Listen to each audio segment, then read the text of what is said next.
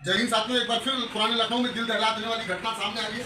बेटी की हत्या लगातार ससुराल वालों में की जा रही है। इसी तरीके के मामले मुख्यमंत्री योगी सरकार में, जहां एक तरफ कहा जाता है बेटी पढ़ाओ बेटी बचाओ, वहीं दूसरी तरफ देखने को मिलता है थाना तालकटोरा अंतर्गत लगातार घटनाएं हो रही हैं।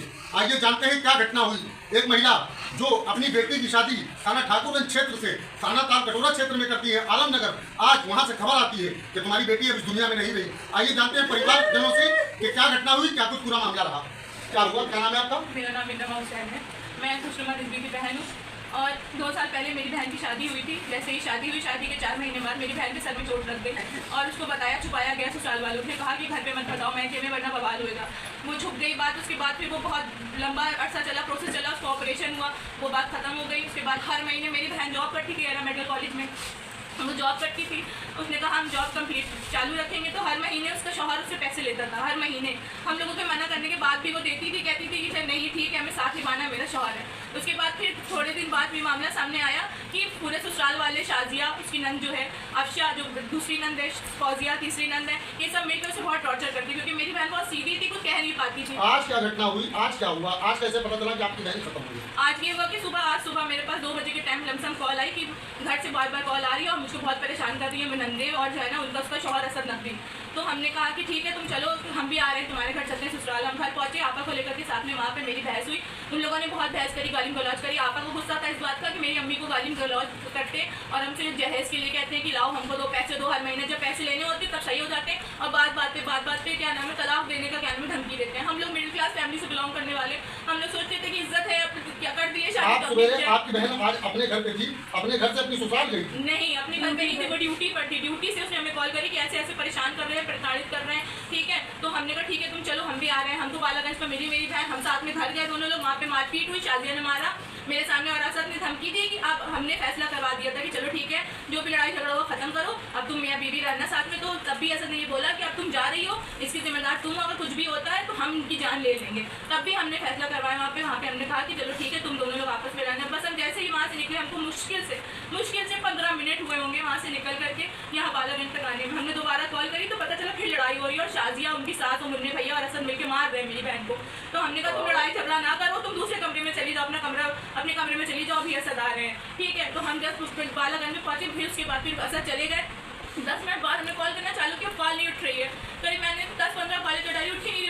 तब मैंने अपनी बहनों या सदमी को कॉल करी, मैंने कहा कि कॉल नहीं उठ रही है। तो कह रहे हैं कि वो कमरे में है अपने, उसने अपने आप को बंद कर लिया, लाइट बंद कर लिए। जबकि ये पूरा मामला सॉल्व हो गया था। हमने कहा था कि ठीक है तुम घर आ जाओ। हमने कहा था एरा हॉस्पिटल कैसे पहुंची? एरा हॉस्पिटल ऐसे पहुंची, जब हम घर आ गए मुस्तकिल हम कॉल पका, जो मेरा कोई संपर्क नहीं हो पाया तो हमने असद को करा। असद ने बोला कि उसकी तबियत खराब है। मैंने घर पे डॉक्टर बुलाया, मैंने डॉक्टर आए हैं, उन्होंने देखा है, कहा है कि बेहोश हो गई, कमजोरी, और उसको एनाजोल दे रहे हैं हम लोग, ठीक है। बात खत्म हो गई। फिर 1 घंटे बाद फिर मैंने कॉल करी तो बोला कि आप उसकी तबियत, हाँ तो मैं ठीक है, सो रही है। बात क्या करा दें, हम बोल रहे थे बाबा मेरी बात करा दी। बोले बात क्या करा दें, और वो सो रही है, अभी जब उठेगी तब कॉल करेंगे। उसके बाद आधे घंटे बाद कॉल करी, बोले कि तुम्हारी बहन की बहुत तबियत खराब है, हम यहाँ एरा हॉस्पिटल लिए हैं। हमने कहा एरा हॉस्पिटल लिए हैं। हमने बार बार पूछा कि क्या हो गया बताओ कुछ। तो बोले नहीं कुछ नहीं, तुम आओ, चलो तुमको घर में मत बताना किसी से। मुझे आके यहीं पे से पिक करा। उसके बाद पूरे रास्ते भर एकदम बेचैन रहे, घबराए रहे, रास्ते भर हमसे बात नहीं करी, बस ये कहा कि बताओ भला। और लड़ाई झगड़ा उसके जैसे ही हम वहाँ पहुंचे, हमको उधर पीछे सुनसान पार्किंग की तरफ लेकर के गए, कार से थे। पार्किंग से जैसे हम उतरे वैसे ही हमको पकड़ के हंस के कह रहे तुम्हारी बहन का तो इंतकाल हो गया, तुम परेशान ना हो। हम रोने लगे, हम बेहोश हो गए, वहीं पे छोड़ के भाग। तो मौके पर आपने पुलिस को सूचना दी? जैसे ही हमें जब होश आया, वहाँ के जो आसपास के लोग थे, सदस्य थे, उन्होंने हमको उठाया। वो और असद नकवी भाग गए थे। जब उन्होंने हमको उठाया तो जब हम होश में आए तो फिर हमने फौरन कॉल करी 112 पे। जब हमने 112 पे कॉल की तो वहीं पे आज फौरन पुलिस ने एक्शन लिया। वहाँ पे की पुलिस जो थी उसने थाने में बुलाया। उसके बाद बॉडी का लेकिन नहीं पता था हम लोगों को कहाँ है, बॉडी नहीं दिखाई हम लोगों को। फिर बहुत देर बाद 1 घंटे बाद फिर हम लोग को अंदर भेजा गया। तब देखा उसकी नाक से खून आ रहा था, फेंदा आ रहा था। हमको पूरा यकीन है जो मार पीट रहे थे तो उसमें इन लोगों ने गला दबा के जहर खिला दी। इतनी जोर से मारा है, सर पे मारा है, नाक में मारा, पता नहीं, पूरे नाक से खून आ रहा है, आँख से खून आ रहा है, मुँह से जो है क्या कहते हैं हत्या की गई मेरी बहन को मारा है, हत्या की गई। हम विटनेस है इस बार के, सिर्फ 15 मिनट की दूरी पे थे। हमने बोला हम घर आ जाए वापस, लेकिन हमको मना कर दिया सर ने। तो मौके पर पुलिस आई, आपको क्या आश्वासन दिया पुलिस ने? हमसे पुलिस ने ये बोला कि जो ना एप्लीकेशन लिखवा लो, लिख करके दी एप्लीकेशन। उसके वहाँ पे एक रिपोर्टर भी आए थे, उन्होंने मेरी बात मतलब उन्होंने वीडियो वगैरह बनाई। हमसे बोला है सुबह आइएगा, सुबह आकर के FIR यहाँ से ले लीजिएगा, क्या कैंपल रोड के पास भी है, स्कूल CMS स्कूल के पास से। लेकिन रिपोर्टर के द्वारा जानकारी मिली हमको कि उन्होंने हम लोगों से झूठ बोला, FIR दर्ज नहीं करी है। है अभी, और वो लोग भाग गए हैं। खाना कौन सा लगता है आपको? थाल कटोरा लगता है?